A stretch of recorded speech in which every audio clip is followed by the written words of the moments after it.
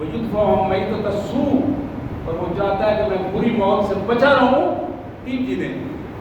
فَلْيَتَّقِ اللَّهَ، اس کا پہلا کام یہ کرے کہ اللہ سے ڈر جائے. اس کی زندگی اللہ کے خوف کے ساتھ، اللہ کی محبت میں بسر ہونی چاہیے. وَلْيَصِلَ رَحِمَهُ، اور اپنے قریبی رشتہ داروں کے ساتھ زیادہ سے زیادہ بہتر سلوک کرے.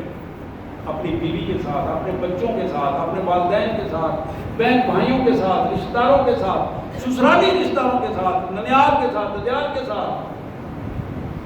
ایسا نہیں ہے ماں کے کہنے پر بیوی پہ ظلم کرے اور بیوی کے کہنے پر ماں پہ ظلم کرے.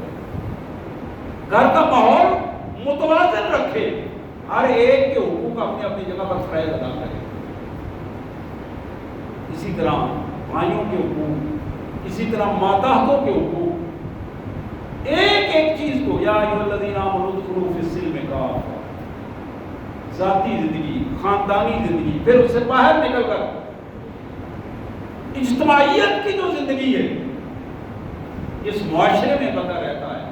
اس معاشرے میں رہتے ہوئے اللہ کی مرضی کے مطابق اپنے آپ کو اللہ کے پورے قانون کے مطابق ڈالو.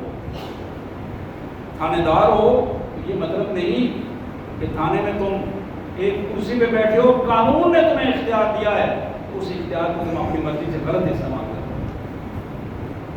اگر تم ڈپٹی کمشنر بن کے بیٹھے ہو، اسسٹنٹ کمشنر بن کے بیٹھے ہو، تو یہ مطلب نہیں ہے کہ تمہیں اگر اختیار ملا ہے تو اس اختیار کو استعمال کرتے ہوئے تم اللہ کے نافرمان بن جاؤ اور اپنی مرضی کرتے ہوئے اپنے آپ کو اللہ کے نافرمانوں کے سامنے لے جاؤ.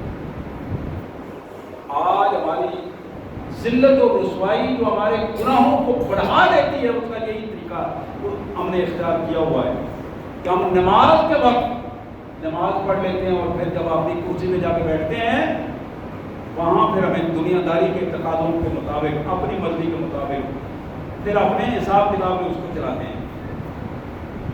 یہی سب سے بڑی ذلت ہے. یا ایھا الذین آمنوا ادخلوا فی السلم کافہ.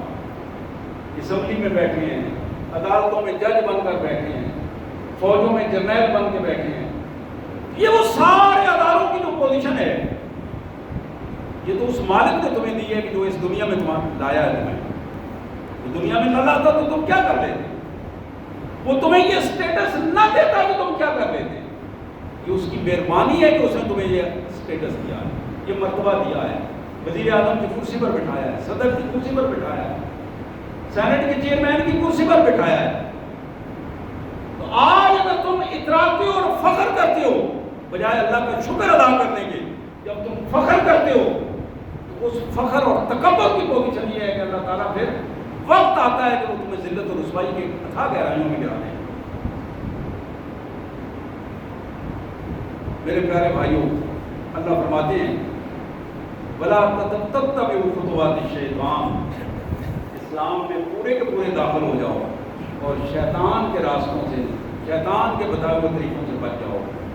إِنَّهُ لَكُمْ عَدُوٌّ مُّبِينٌ، دشمن ہے، کھلا دشمن ہے، بتا رہے ہیں دشمن ہے، تو اپنے آپ کو بچا لو.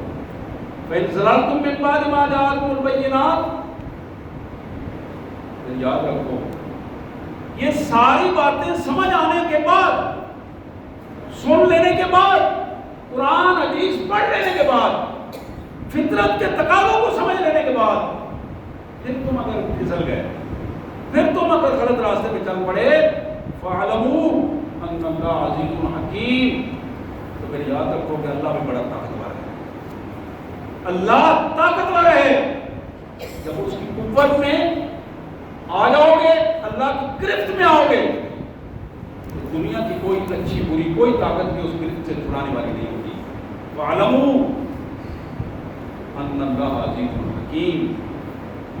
آخری آیت میں اللہ فرماتے ہیں کہ اس وقت کا انتظار نہ کرو کہ قیامت برپا ہو جائے، فرشتے آ جائیں اور ماحول قیامت کا بنے اور تم کہو گے الان تم تو اب میں اللہ کو جو توبہ کرتا ہوں، اللہ فرماتا کوئی توبہ قبول نہیں ہوگی.